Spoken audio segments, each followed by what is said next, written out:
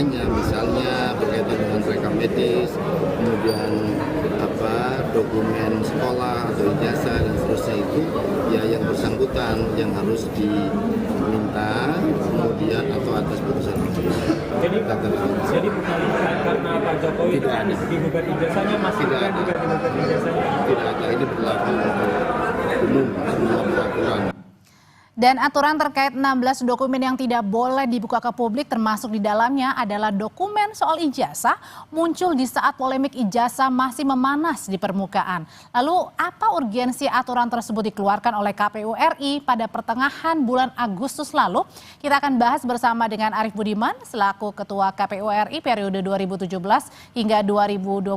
Selamat malam Mas Arief. Selamat malam Mbak Audrey. Ada juga Roy Suryo selaku penggugat ijazah Jokowi. Mas Roy. Selamat malam, baik Mbak Audrey. Dan nanti juga akan bergabung ada Rifai Kusumanegara sebagai pengacara Joko Widodo. Tapi saya mau ke Mas Arief terlebih dahulu yang kemudian adalah juga mantan ketua KPU. Mas Arief, sebenarnya ada nggak sih urgensinya tiba-tiba ini KPU kemudian memasukkan aturan ijazah tidak bisa dibuka ke publik karena tadi bisa bahaya? Gini, kita kan mau fokus di keputusan KPU nomor 731 ya. Sebetulnya keputusan KPU nomor 731 itu tidak spesifik menyasar ke satu poin ya soal ijazah.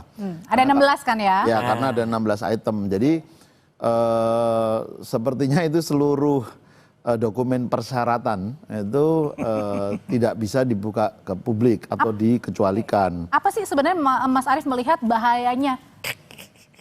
Sebentar, ini kenapa keputusan KPU itu terbit? Ya. Kalau saya lihat di lembar pengujian konsekuensinya, salah satunya itu karena ada permohonan informasi dari Pak Komarudin. Ya. Komardin.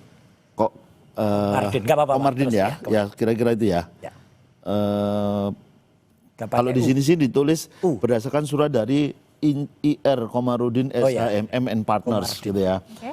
Nah lalu saya juga tidak tahu isi suratnya apa, ya meminta informasi apa, apakah dia meminta informasi seluruh dokumen persyaratan atau hanya sebagian dari dokumen persyaratan, tapi yang jelas keputusan itu kemudian mengatur terhadap 16 dokumen persyaratan itu yang dikecualikan. Okay. Nah sebetulnya dalam menyelenggarakan tahapan pemilu ada beberapa prinsip yang harus dilakukan untuk menjaga KPU itu bekerja free and fair, berintegritas gitu ya. Salah satunya adalah transparansi. Jadi dulu saya paling sederhana itu menyimpulkan begini, kalau ada orang datang ke KPU lalu dia mempertanyakan sesuatu dan kita tidak bisa menjawab, berarti kita nggak transparan tuh. Karena tidak ada persoalan yang tidak bisa dijawab. Oke, jadi artinya begini, pada saat dulu sebelum peraturan baru dibuat ini ditandatangani pada Agustus 2000. Keputusan di Agustus bulan lalu, artinya adalah pada saat dulu apapun dokumen yang misalnya ingin publik tahu boleh dibuka oleh KPU. Kecuali yang memang berdasarkan ketentuan peraturan perundang-undangan itu nggak boleh dibuka, ya. Tentang kerahasiaan informasi pribadi itu memang nggak boleh dibuka. Ijazah? Misalnya begini, terkait dengan kesehatan misalnya, surat apakah dia sehat atau tidak sehat ya itu ditampilkan. Tetapi isi hasil pemeriksaannya itu tidak boleh ditampilkan. Oke, detailnya. Ya. Kalau ijazah? Ijazah juga yang ditampilkan hanya ijazahnya saja, ya lulusan dari mana ditampilkan, gitu.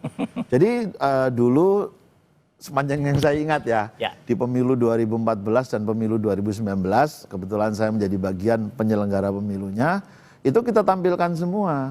Karena ada prinsip lain juga yang harus kita kerjakan. Apa itu? Melayani stakeholder pemilu. Stakeholder pemilu siapa? Banyak. Peserta pemilu. Peserta pemilu itu ada partai politik, ada pasangan calon presiden dan wakil presiden. Kalau dalam pilkada ada pasangan calon kepala daerah gitu ya. Lalu juga pemilih gitu loh. Jadi informasi yang kita sediakan itu sebetulnya bermanfaat untuk semua. Untuk partai politik, untuk pasangan calon, untuk pemilih gitu. Oke, nah tapi kalau dilihatnya sendiri kalau gitu Mas Roy, surat ini dikeluarkan pada 21 Agustus 2025. Apa yang ditangkapnya? Yang ditangkapnya ini Indonesia malah dibawa oleh keputusan nomor 731 ini kembali ke alam kegelapan. Kita kayak, ini nggak ada bedanya dengan uya-kuya. Kenapa uya-kuya? Ini kayak beli kucing dalam karung. Ya gitu. Jadi orang itu nggak boleh lagi lihat profil dari siapa calonnya. Ini kan konyol banget. Misalnya dalam 16 syarat itu, ada nomor 13-nya. 13 itu syarat tidak terlibat organisasi terlarang. Misalnya PKI atau apa. Itu wajib diketahui oleh masyarakat. Gitu loh, orang ini dulu pernah terlibat atau enggak. Tapi kan alasannya katanya kalau dibuka ini bahaya. Ini peraturan ini harusnya juga gugur dengan sendirinya. Karena ini aturan ini kan di bawah yang namanya Undang-Undang Keterbukaan Informasi Publik nomor 14 tahun 2008. Undang-Undang Keterbukaan Informasi Publik nomor 14 tahun 2008 itu jelas banget. Itu di pasal 17-nya, itu ada poin-poin yang dikecualikan. Antara lain yang tadi mau ditanyakan misalnya itu soal pendidikan. Pendidikan itu bukan ijazah. Ijazah harus ditampilkan. Yang tidak ditampilkan misalnya adalah KHS, kartu hasil studi. Kalau itu saya setuju, sama dengan tadi analogi Pak Arief ya. Kartu hasil studi misalnya adalah orang ini nilainya berapa. Karena terlalu detail juga gitu. Iya, justru malah ketika kemarin Mabes Polri nampilkan itu sebagai hasilnya Jokowi misalnya. Nah itu sebenarnya melanggar sebenarnya. Tapi ya kita senyum aja gitu. Nah ini malah justru kudet, katrok gitu. Jadi ngapain KPU itu harus membuat aturan yang itu nanti toh pasti akan dibuka. Kalau ini digugat melalui KIP, Komisi Informasi Pusat ya atau publik, itu pasti nanti akan digugurkan dan KPU nanti malah malu lagi nanti udah bikin aturan yang tidak populer bagi masyarakat. Tapi kalau tadi bilangnya dengan alasan bahaya? Apanya yang bahaya?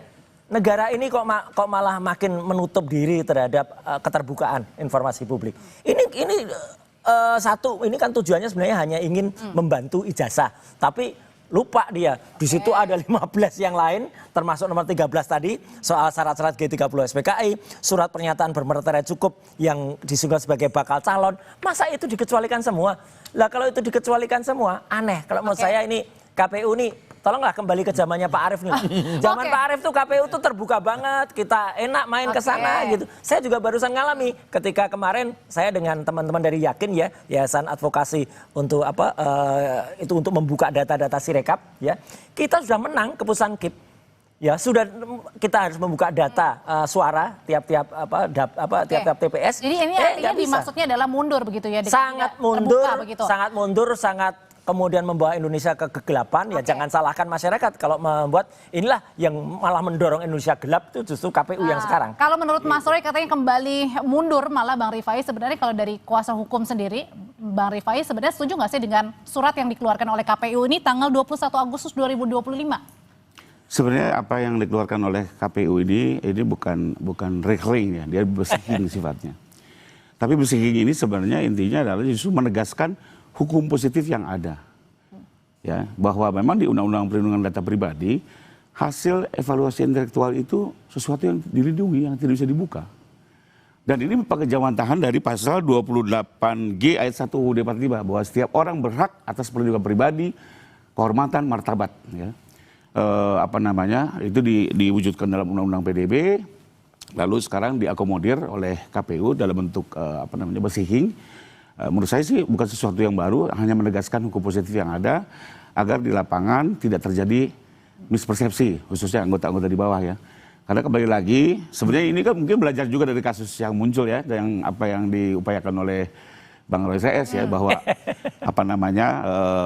mempersoalkan data pendidikan ya. Sekalipun juga memang secara formal sudah lewat sebenarnya Mbak. Kalau bicara formal, persoalan-persoalan ini sebenarnya dipersoalkan itu dalam masa proses pemilu. Setelah pemilu selesai, itu undang-undang jelas tidak bisa lagi dipersoalkan. Tapi kemudian juga ada yang mempertanyakan begitu, kenapa timingnya pada saat sekarang? Dan sebenarnya poin yang tadi disampaikan Pak Rifai itu saya setuju, misalnya itu terkait dengan hasil ya, hasil akademik. Ya misalnya KHS, oke, sekali lagi. KHS itu memang boleh kalau itu dikecualikan karena ketahuan IP-nya ternyata rendah, nilai C-nya banyak kayak Pak Jokowi kemarin ya. Tapi yang nomor 12 ini, poin 12, bukti kelulusan berupa fotokopi ijazah, surat tanda tamat belajar, itu hanya fotokopi ijazah. Ngapain harus disembunyikan? Ngapain orang malah makin nggak bangga lagi? Kalau kita kan bangga banget ya punya ijazah itu kemudian ditampilkan. Ini menurut saya sekali lagi, ini malah justru membuat citra buruk bagi KPU dan membuat dia sama sekali justru melanggar yang namanya Undang-Undang Keterbukaan Informasi Publik. Oke, kalau dari Mas Arief sendiri berpandangan sebenarnya kenapa kemudian juga baru dikeluarkan sekarang, kenapa nggak dari dulu-dulu? Atau kan ini sebenarnya nggak ada masa ya, maksudnya masa dalam artian mau mendekat pilpres tidak, mau mendekati pilkada tidak, tapi kenapa kira-kira Mas Arief urgensinya kira-kira aja kita duga? Ya itu tadi salah satu salah satu rujukannya KPU kan karena ada permintaan informasi. Lucu. Maka KPU sebelum menjawab itu sebenarnya kalau KPU yakin ini bisa dijawab ya tinggal dijawab saja gitu kan. Minta apa tinggal diberikan gitu kan. Tetapi kalau KPU tidak yakin maka KPU melakukan uji konsekuensi. Nah hasilnya adalah keputusan 731 gitu loh. Oke, kalau gitu Bang Rifai melihat sendiri bahwa dengan adanya surat ini kemudian juga bisa dibilang kemudian ya itu tadi kalau misalnya memang ada yang mempersoalkan pihak-pihak yang mempersoalkan lebih baik dibawa saja ke ranah-ranah yang memang seharusnya menindak begitu. Satu lagi ya, jadi selain apa yang saya sampaikan tadi bahwa ini linear dengan Undang-Undang PDB dan juga konstitusi, sebenarnya saya setuju juga KPU mengeluarkan ini karena begini. Ini aturan apa namanya proses pemilu ya. Semua keberatan-keberatan itu selesai pada saat proses. Setelah itu masuk sengketa hasil. Setelah itu selesai. Gak bisa lagi dibuka. Mohon maaf Mbak, kebetulan saya kuasa Prabowo Gibran di MK, setelah itu ada gugatan dari PDIP. Ya setelah MK nih, gugatan di Petun, sama mempersoalkan keberadaan Gibran. Hasil Petun apa? Sudah selesai. Tapi kemudian tidak bisa lagi masuk gitu. Jadi kenapa? Karena ini jangan sampai merusak tata agenda ketatanegaraan. Tapi kemudian juga dari karena setelah ini kan terpilih presiden bekerja, kalau gitu nggak usah pakai syarat aja besok. Bayangkan kalau ini dibatalkan semua kan akan rusak semua ketatanegaraan. Tapi kemudian juga ada yang mempertanyakan juga dari anggota DPR kalau begitu transparansinya di mana? Hilang, nggak ada. Bukan dari awal, sudah ada masanya Mbak. Oh, berarti harusnya sudah selesai. Pada saat awal data-data ini muncul, masyarakat boleh keberatan, tapi harus menerima keberatan. Ada klausul ini Pak Rifai. Setelah keberatan apa? Bisa diuji gugat ke MK. Soal ijazah kan banyak sekali digugat di MK. Nggak, ada klausul ketika dulu kita menandatangani form ya, misalnya form pengunduran diri, itu selalu ada keterangan di situ. Bila sewaktu-waktu pernyataan ini tidak benar, maka saya sanggup mengundurkan diri. Itu yang terjadi. Jadi sewaktu-waktu itu timeless, nggak ada waktunya. Kalau ternyata kemarin belum ketahuan, misalnya Gibran tuh katanya nggak lulus SMA misalnya, atau Jokowi itu ternyata tidak lulus UGM, ya udah sewaktu-waktu bisa. Gitu itu harusnya itu berlaku. Jadi tidak hanya kemudian dibatasin, kemudian waktu, kemudian ada daluarsa. Kayak Sylvester aja nyari-nyari daluarsa. Oke, kalau gitu pertanyaan selanjutnya adalah sebenarnya apa dampak ketika KPU mengeluarkan ini tidak bisa membuka lagi secara langsung ke publik data-data capres-cawapresnya begitu. Apa dampaknya sebenarnya? Usai jeda ya, tetap bersama kami di Sapa Indonesia Malam.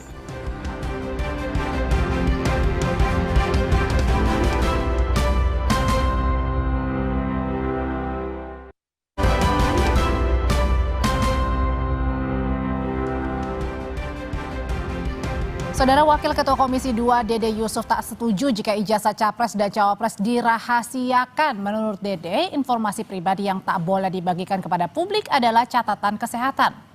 Keputusan KPU nomor 731 menyebut tentang beberapa dokumen yang tidak bisa dibuka kepada publik tanpa izin pihak yang bersangkutan. Salah satunya adalah ijazah capres dan cawapres. Menurut Dede Yusuf, dokumen seperti ijazah seharusnya dapat dibuka pada publik. Dede menyatakan Komisi 2 DPR akan meminta klarifikasi pada KPU.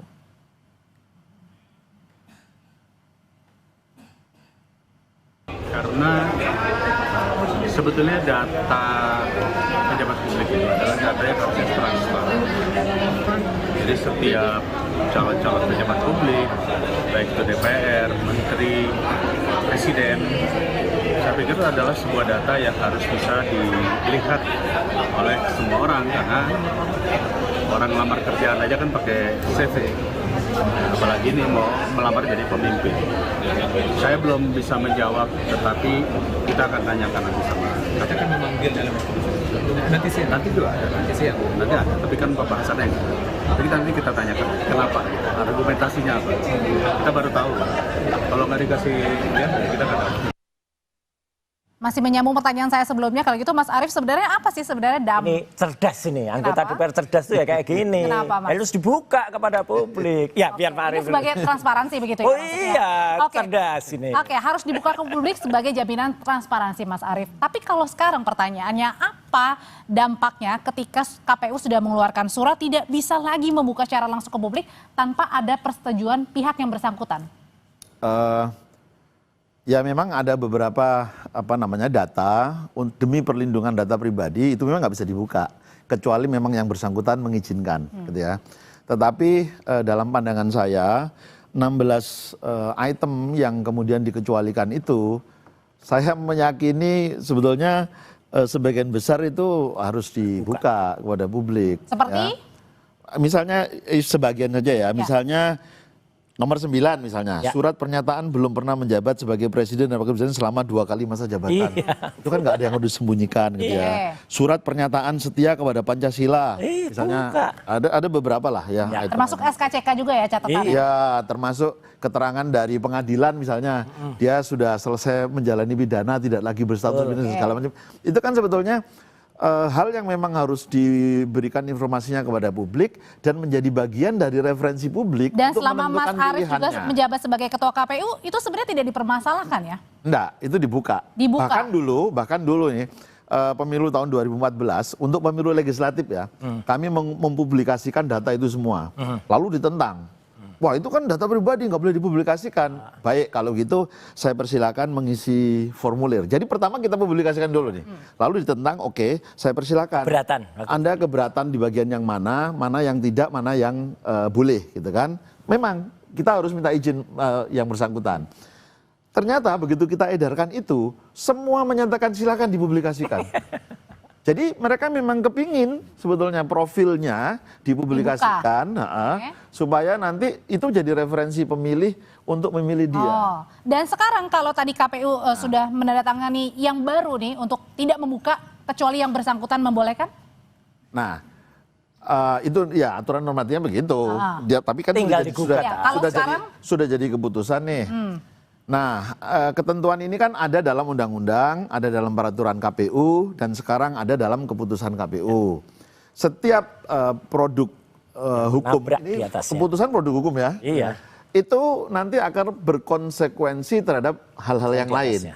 Ini kan kebetulan aja ketentuan tentang syarat presiden dan wakil presiden. Tadi ketua komisi 2, pimpinan komisi 2, wakil komisi 2, itu bisa berkonsekuensi terhadap pemilu legislatifnya. Ini bisa berkonsekuensi terhadap pilkadanya. Oh nanti mereka yang, wah ini ada putusan begini untuk pemilu presiden dan wakil presiden, dia juga tidak akan minta untuk tidak dibuka juga misalnya ini ya. Lebih banyak dampak positifnya atau negatif? Maka di pemilu 2029 nanti, ini jadi jurisprudensi untuk bisa direplikasi pada keputusan-keputusan yang lain. Tapi kalau saya harusnya ini putusan dari PKPU ini gugur dengan sendirinya kok, Mbak. Kenapa? Iya, karena menabrak aturan di atasnya. Udah jelas di Undang-Undang Keterbukaan Informasi Publik nomor 14 itu jelas aturannya. Jadi kok ini konyol gitu loh. KPU bikin aturan yang malah menabrak aturan yang sudah ada dan menabrak keterbukaan informasi publik, menabrak transparansi, dan kita lihat komentar. Kalau gitu kenapa kalau gitu menurut Mas Roy sendiri surat kemudian ditandatangani oleh KPU? Ya ada sesuatu. Mungkin ada orang kurus yang keberatan.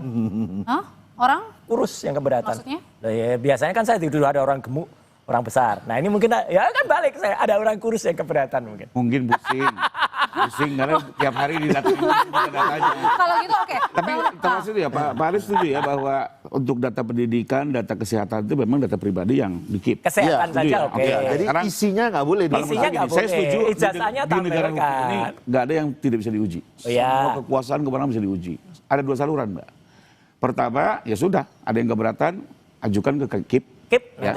Nanti kita lihat. Karena setelah di KIP pun nanti bisa digugat lagi ke pengadilan, kita lihat nanti putusannya seperti apa. Ya. Kalah deh KPU. Kedua, bisa juga ya diuji nanti. Karena ini ini bersihing, bukan rekeling. Jadi digugat ke petun. SK KPU ini, keputusan KPU ini, nanti kita lihat bagaimana pertimbangan majelis hakim setelah melihat semua norma termasuk konstitusi kita ya. Bang Rifai, tapi kan pada saat sekarang nih ijazah Pak Jokowi kemarin dipermasalahkan. Sekarang ijazahnya Mas Gibran, Mas Wapres dipermasalahkan juga. Dengan adanya surat ini kemudian berdampak atau enggak nih dengan gugatan-gugatan yang... Kita udah sepakat tadi. Data kesehatan, data pendidikan, data pribadi. Ijazah boleh. Nilainya. Nilainya. Apa namanya? Ya, kembali lagi itu hak pribadi orang, Mbak. Mohon maaf, soal IPK, soal... Itu saya setuju. Kalau IPK setuju. Makanya di undang-undang tapi ijazahnya harus undang-undang PDB kita ini, undang-undang pribadi sebenarnya kita juga copas dari negara lain. Isinya lebih kurang sama. Itu hak privat yang harus dilindungi. Apalagi di konstitusi kita ya, pasal 20 Termasuk itu, juga dengan surat ijazah yang perlu masalahnya di ijazah itu nggak ada nilainya. Jadi kalau ijazah itu nggak ada nilainya harus dipublikasikan, kecuali itu ijazah kayak ijazah yang ditemukan kemarin di penjaraan Sahroni itu ya. Itu ijazah SMP. Nah itu ada nilainya, oke, itu jangan ditampilkan. Tapi kalau ijazah yang tidak menyatakan ada lulus atau tidak nilainya, lulus maksudnya itu. tampilkan aja. Jadi kan kita bisa tahu nih orang ini lulus atau enggak sih, ijazahnya beli atau enggak sih, gitu. kembali lagi ada dua persoalan. Pertama, hukum acaranya sudah selesai sampai dengan hasil pemilu. Ya. Ini pemerintahan berjalan 5 tahun diributkan di tengah jalan itu sudah tidak mungkin, Pak. Karena kalau ada persoalan kan gugur semua. Ya, jadi kembali lagi kenapa Bisa ada timeline. dikoreksi. Sengketa proses maupun sengketa hasil. Nah kedua, kalau soal ijazah kan sebenarnya udah clear. Dengan legalisasi dinyatakan secara sah oleh penerbit, enough gitu loh. Ya. Tapi kan kalau Bang Roy kan iya. Oh iyalah, terus, kan, karena gitu kan kan. bisa salah. Tapi dengan Usaha adanya lah, surat ini dengan surat KPU ini Makin dampak gaduh, apa enggak? makin gaduh. KPU malah Dengan bikin surat gaduh. KPU tidak ada dasar untuk tidak menunjukkan. Oke. Sekalipun memang meluas ya, kalau kita lihat sih beberapa item ini meluas, ya monggo didalami kenapa Tapi apa pertimbangannya. saya berdoa Mbak, moga-moga Komisi 2 cerdas ya, dan kemudian mengundang KPU, memanggil KPU dan membatalkan putusan 731. Karena ini buruk ya citranya, baik bagi Indonesia ya, soal lebih luas, bagi KPU juga buruk ya. KPU kok mau sih gitu loh, malah memburukkan citranya dengan ini. Sayang banget. Oke, kalau Mas Arief pada zaman Mas Arief menjabat sebagai ketua KPU, ada nggak juga yang setelah nih ya, setelah Pilpres selesai, setelah Pilkada selesai, kemudian ada yang mempertanyakan soal ijazah seperti ini misalnya? Nggak ada. Nggak ada. Sebenarnya case close. Artinya Ya, adalah pada selesai. saat setelah pengumuman resmi sudah selesai. Selesai. Kan sudah kita tampilkan semua. Nah, itu. Tapi kalau ada juga nggak yang bertanya waktu itu setelah selesainya ini kemudian ijazahnya? Nggak, saya nggak ada. Mungkin bukan untuk presiden ya, mungkin untuk pilkada ada. Waktu itu kan ada Saya bupati nggak mana? mampu mengingat begitu Ya, banyak ada. hal ya. Oke. Bupati daerah tertentu, saya nggak perlu sebutkan ya. Waktu itu dia sudah lolos 2 kali bupati, tapi ketika gubernur terbuka ijazahnya palsu, ya dia turun. Gitu loh. Meskipun dia 2 kali udah lolos loh gubernur. Berarti kan KPUD biasanya gini, Bang Roy, dia masuknya di sengketa MK. Banyak sekali kan. Pileg-pileg ya, calon-calon DPR kita itu terbukti ijazahnya palsu, tapi itu diuji di MK.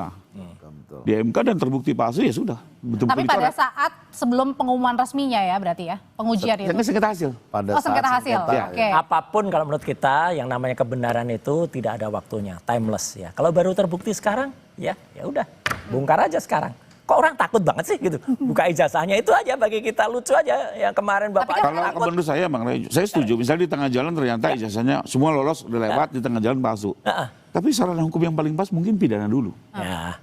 Pidana putus betul bersalah, dengan begitu udah banyak konsekuensinya kan. Maka kita Dia harus di PA Oke. oleh parpol pengusung. Oke, dengan adanya surat KPU yang menegaskan tidak bisa membuka secara langsung ke publik kecuali izin yang bersangkutan, apakah pertanyaannya akan membuat kemudian Mas Roy CS ini yang masih terus mempermasalahkan saya kira nggak perlu saya, akan banyak keberatan. Moga-moga sekali lagi Komisi 2 moga-moga masih cerdas dan waras ya untuk kemudian membongkar ini, menggugurkan ini, atau setidaknya nanti udah jelas aturan ini akan gugur dengan sendirinya karena menabrak tadi. Aturan itu nggak boleh, apalagi ini aturan di bawah ya, peraturan KPU ya, kemudian menabrak aturan undang-undang yang di atas. Emang aturan ini menabrak nggak? Surat ini menabrak menurut Mas Arief sendiri? Memang di undang-undang maupun di peraturan KPU ya, sepanjang yang saya ingat tidak ada kalimat ini harus Kecualikan. dikecualikan atau tidak gitu loh. Oke. Tapi hanya dituliskan persyarat. Jadi ada 2, syarat dan persyaratannya itu loh. Persyaratannya adalah ini gitu. Nah, KPU karena salah satu prinsip kerja kita itu adalah transparan, melayani seluruh stakeholder pemilu, ya kita sediakan informasinya. Gitu. Itu cerdas KPU. Oke, jadi kalau gitu dari 16 dokumen tadi yang dilarang, bukan dilarang ya, tidak bisa dibuka kecuali yang bersangkutan memperbolehkan, apa saja yang seharusnya boleh untuk tetap dibuka? Kalau menurut saya buka semua. Harusnya buka semua. Buka semua. Kalau dulu kita buka. Buka semua. Oke, artinya adalah kembali yang kedulu lagi, bukan yang sudah Iyalah. ditandatangani sekarang ya Mas Arief ya? Nggak mutu lah ini. Pokoknya 731 ini. Praktek Oke. KPU ini. Tapi kalau dari Bang Rifai sendiri memang setuju dengan tadi 16 Harus karena setuju memang kalau beliau. rahasia begitu? Ya terkait, kalau saya undang-undang PDB kan memang lihat data kesehatan, data pendidikan itu close. Kalau yang lain-lain dibuka. Iya, udah. Itu memang peraturannya seperti itu gitu ya. Tapi kalau tadi dibilang katanya seharusnya dibuka saja ini sebagai Enggak. bentuk Enggak, transparansi. yang Pak Arief Hasil dibuka tuh pendidikan yang ditutup setuju. PKI, Hasil kesehatan, apa yang MRI lain-lain itu, ditutup setuju. item-item lain Tapi itu kalau memang ijazah buka. Memang kalau itu kan apa kaitannya dengan hak pribadi ya? Tapi katanya tadi ijazah dibukakan tidak menyangkut. Enggak, kalau itu kami kan nggak ada nomornya. Beda Kalau itu pendapat. beda pendapat. Kalau Nggak apa-apa. saya, data Beda pendidikan, pendapat, data kesehatan, plus. Iya. Ijazah nggak ada nilainya kok, kecuali ada nilainya. Itu aja. Yang KTP nggak boleh juga. Kalau KTP kan ada NIK-nya. NIK-nya Itu dilarang. itu dilarang. Tapi kalau itu misalnya bisa disalahgunakan surat, dikit. ya setuju itu. Surat keterangan misalnya dia bebas narkoba. Nggak apa-apa untuk menunjukkan kalau dia memang benar-benar bebas narkoba. Surat keterangan persetujuan untuk nanti misalnya tidak pilot. Disampaikan aja. Kalau Kemudian ijazahnya tidak boleh dibuka? enggak, harus dibuka kalau ijazah supaya orang tahu. Jadi nggak beli kucing dalam karung tadi. Ya, gitu. Kucing mungkin yang takut ijazahnya kebuka itu hanya kucing. Kalau kucingnya cerdas buka ijazahnya. Oke. Gitu. Terakhir kalau gitu Mas Arief, sebaiknya bagaimana nih untuk kan ada pro dan juga kontra begitu dengan surat dari KPU yang baru ini. Apakah kemudian memang yang paling dekat adalah tadi Komisi 2 harus memanggil KPU untuk menjelaskan? Atau ada hal-hal yang lain sebenarnya tadi batal harusnya? Ya, saya masing-masing lembaga pasti punya cara dan metodenya sendiri ya untuk menyelesaikan persoalan. Tapi kepentingan saya sih mudah-mudahan pemilu ke depan itu prosesnya makin transparan, makin berintegritas, makin berkualitas. Nah itu kita bersama-sama, kita wujudkan bersama gitu loh. Termasuk dengan keterbukaan informasi dari capres dan cawapres. Ya, transparansi itu harus ada di seluruh tahapan pemilu gitu loh. Saya merasa bangga sebetulnya ya, karena di periode saya dulu itu KPU bahkan mewakili ya bersama lembaga pemerintah yang lain mewakili satu pertemuan waktu itu yang tingkat regional saya hadir, tapi yang tingkat seluruh dunia saya nggak bisa hadir. Di Korea Selatan kita memaparkan bagaimana kita menyediakan open data dalam proses penyelenggaraan pemilu di Indonesia. Dan itu banyak negara kemudian tertarik dan mau belajar ke Indonesia. Jadi artinya lebih banyak dampak positifnya ketika open data tadi daripada close. Cuma waktu itu sayangnya terus sudah keburu COVID, mereka kemudian menunda. Saya tidak tahu apakah sekarang mereka masih berminat untuk belajar itu di tempat kita. Gitu. Jadi nggak minat lagi kalau itu. Oke, baik, terima kasih untuk ulasannya Mas Arief, Mas Roy, Bang Rifai. Selamat malam Bapak-Bapak. Ya, terima kasih. Tetap bersama kami di Sapa Indonesia Malam, Saudara. Usai jeda, Radisa Putra akan kembali dengan informasi dari DPR. Kini kembali memunculkan wacana satu orang satu akun per media sosial. Apa dasar wacana ini kita bahas hanya di Sapa Indonesia Malam.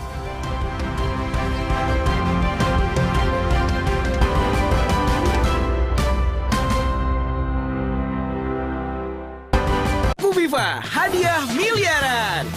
Cek tutup botolnya.